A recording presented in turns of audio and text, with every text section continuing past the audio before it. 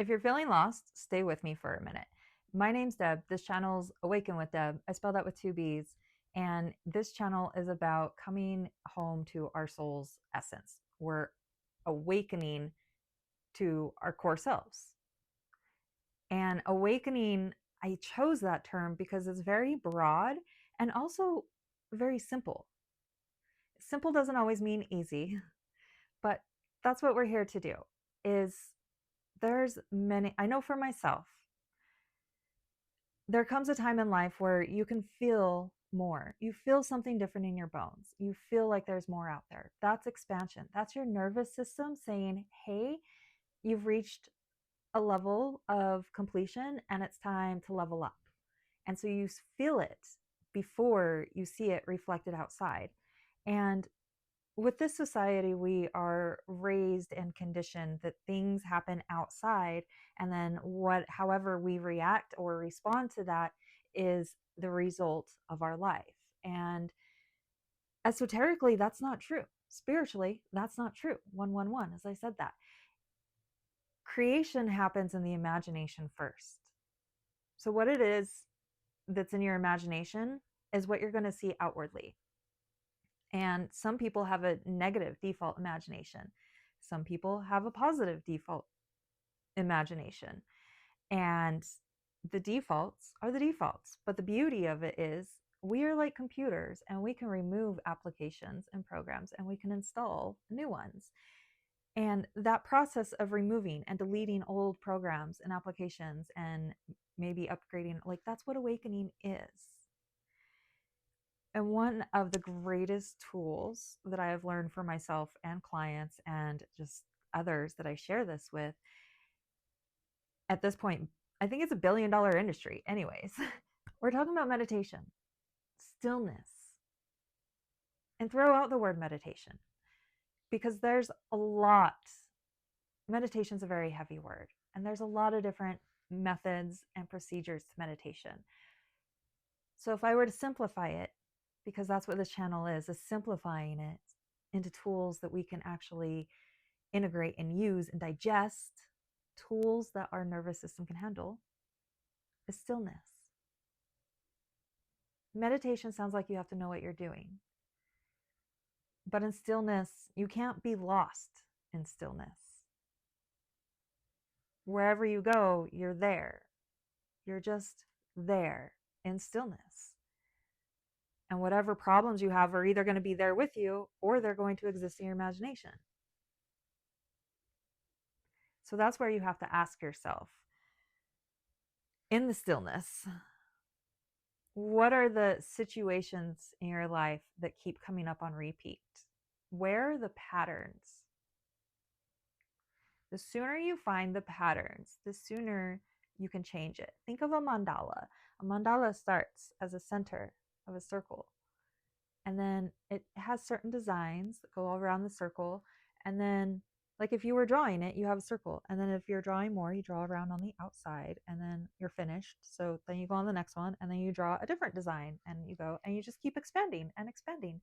And that is what being a human is like. Except that we can expand in so many different directions and dimensions, energetically, spiritually, physically. Our bodies are rearranging right now. If you are on this planet, your body is rearranging, whether you know it or not, because Earth is changing and there's energies within what is happening with our location and where we're traveling and other things that are coming into our solar system that are changing our energies right now. And if you've watched the video this far, you're probably someone that is more intuitive or sensitive to energies. You're going to feel this. Be gentle with yourself. It might invoke a lot of heaviness, and a lot of your old programming and beliefs might rise to the surface anymore. A lot of doubt, a lot of questioning. Am I actually doing what I'm supposed to be doing? Is all of this really for nothing? It's kind of that scenario of we're planting a seed and we want to dig it up to check on it, but like you can't. You just have to wait till it finally breaks through the surface. Stillness is learning how to sit in that waiting.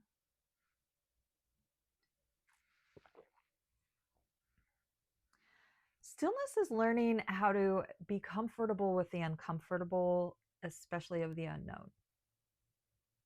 When we're busy doing something in our day-to-day life, we are in that moment controlling what we're doing. If you're painting, you're painting. If you're doing laundry, you're doing laundry. If you're exercising, you're exercising. You are controlling what is happening. When you're sitting in stillness, there is no control. And within that stillness, you'll learn that there's a lot happening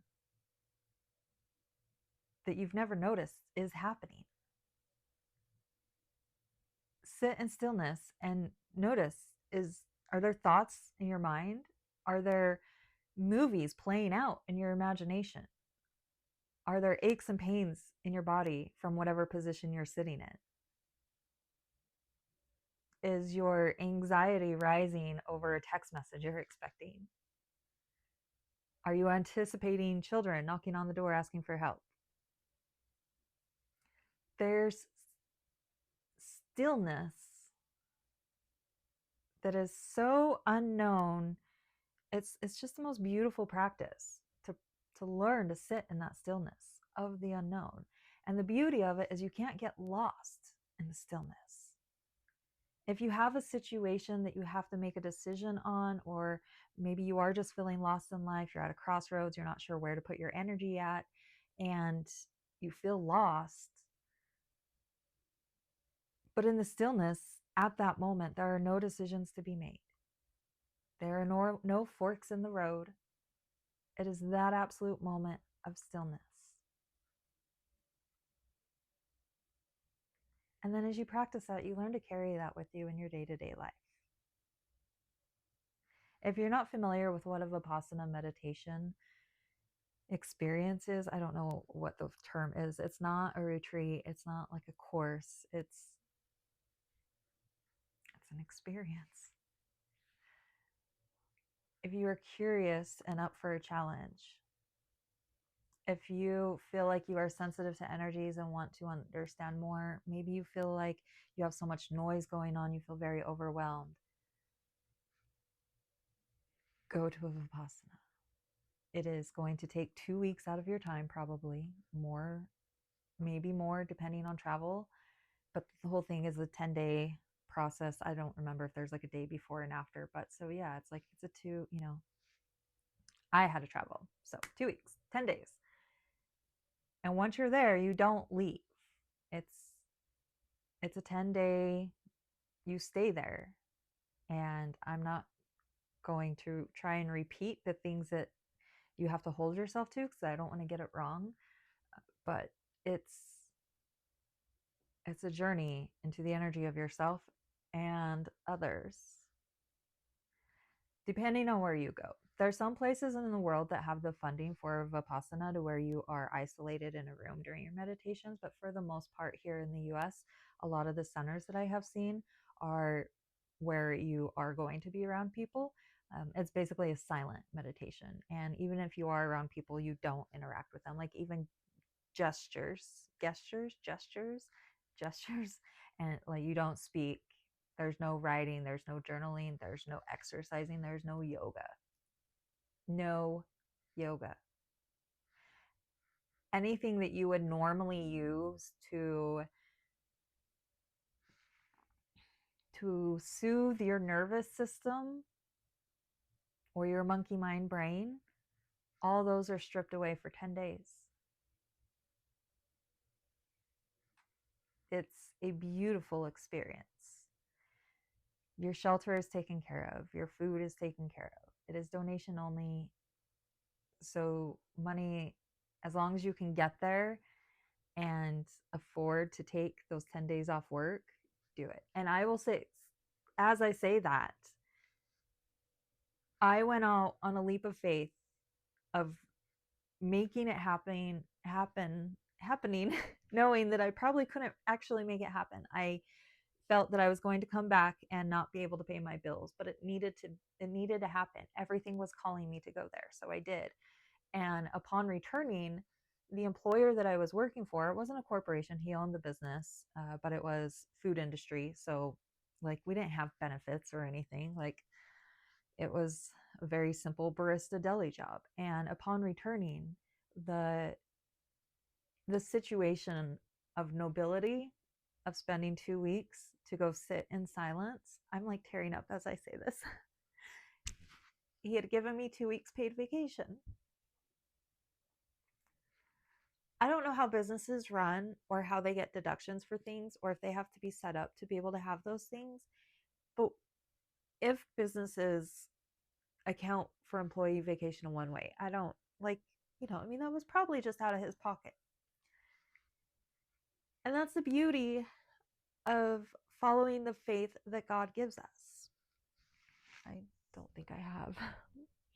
I have a habit of tearing up on camera and I don't edit these out. So if you're new to my channel, this happens from time to time, and emotions generally pass through in about 90 seconds. And sometimes I'll do breathing exercises if they hit really hard. 1111, 1111, as I said that.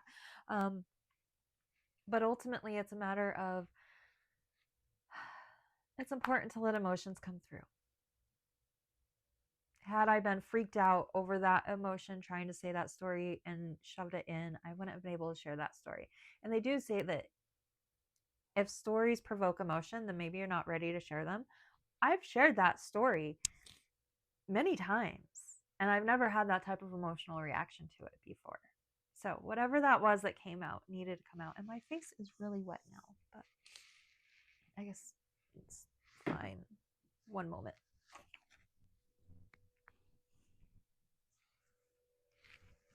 Oh, okay. Well, I will take care of that later. So, stillness. Stillness. Oh.